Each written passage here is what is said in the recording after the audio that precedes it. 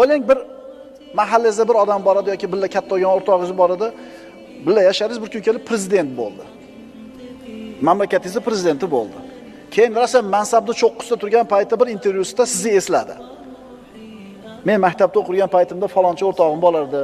Shu mana fandan menga yordam berardi desa, bilasizmi qanday baxtli his qilasiz o'zingizni? Chunki sizni kim zikr qildi? Kim esladi sizni? Prezident. Endi Alloh sizni zikr qilsa, bilasizmi nima bu siz uchun?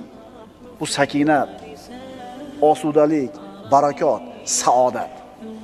Agar banda meni o'zini nafsida zikr qilsa, men o'zimni nafsimda zikr qilaman. Agar meni o'sha bandam bir majlisda, maloda, bir jamoat ichida zikr qilsa, men u bandamni ularning majlisidan ko'ra yaxshiroq bo'lgan majlisda zikr qilaman. Alloh sizni zikr qilsa, birodar, bilasizmi sizga nima bor? Rahmat, qo'llashi, inoyati, panohi degani.